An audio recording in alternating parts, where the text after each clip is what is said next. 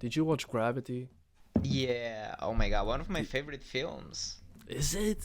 Fuck, I'm not sure if I liked it. You know why I quite like it? Because it's simple. It's it's not like full of action, it's just the Hmm. dread of space.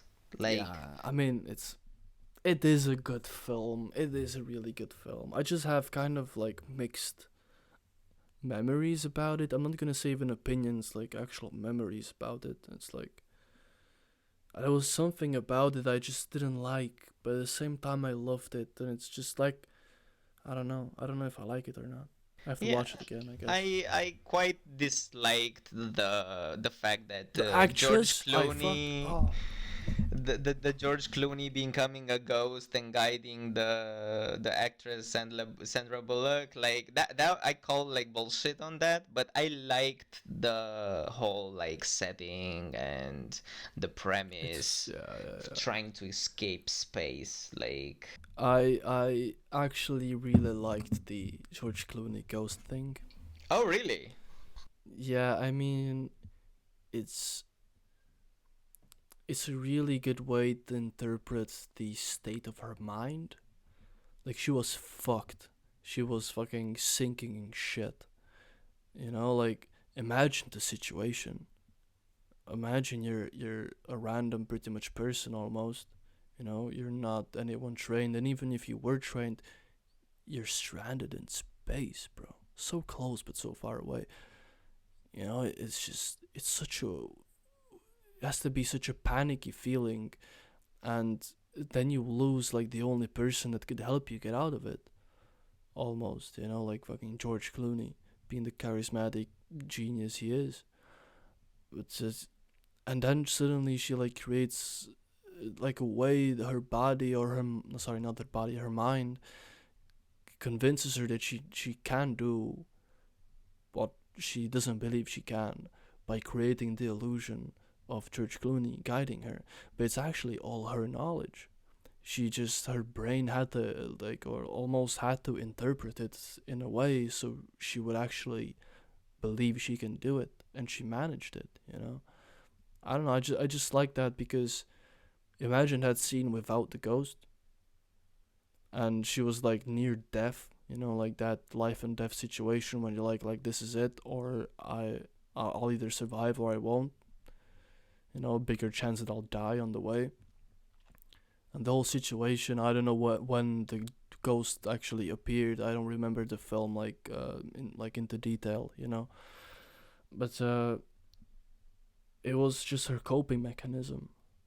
Yeah, I it don't know. was a Mm, hallucination, kind of like a survival response. yeah, yeah, yeah. I kind of like, yeah, now that you're framing it like that, I'm not like that harsh on the movie, but my only beef with the movie was in the final act when she was like in the International Space Station and everything was in Russian and she was like, I don't know, I don't know, I don't know.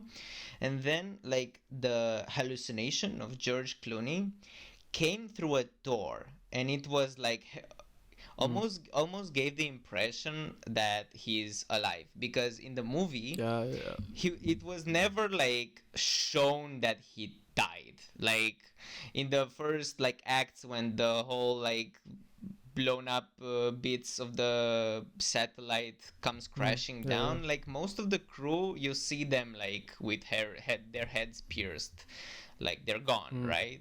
But George yeah. Clooney just fucking vanishes.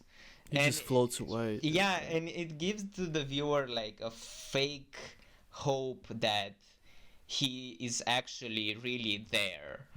And no one And wants him to die. It's George Clooney, dude. yeah, I mean, like dude, that's like hottest man alive. yeah, dude. Like fuck. I'm not even gay, but I agree with that statement 100%. Yeah, like that Fuck. that's my only beef, right? You know, like the whole like yeah, Mm, I get it, but it could have dude, done I it could have been executed like differently. That's what I'm saying. true, but at the same time, it's horrible but genius because Gravity is a psychological film.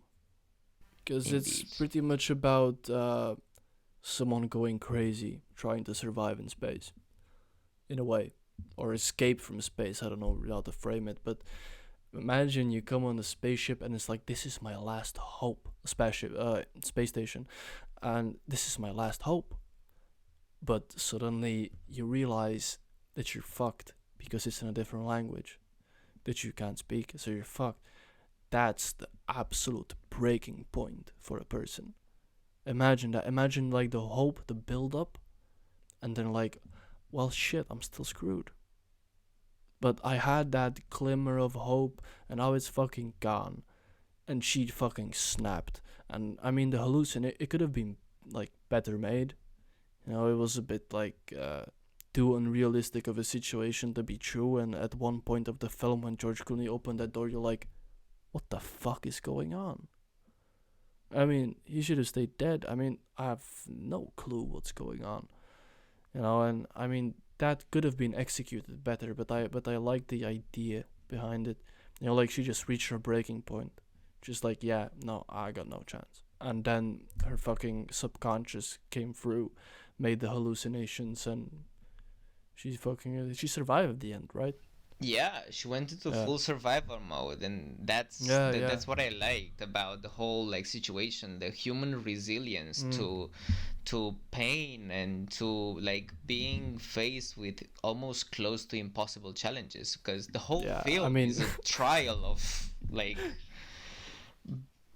it's a trial of cha- cha- a challenge gauntlet, you know, like, okay, do you know this, Hercules, bro. yeah, like almost close to that. And yeah, the film was well made, but I have some nitpicks about it. So Yeah, I mean, it wasn't perfect. The idea was very nice. It's kind of well executed.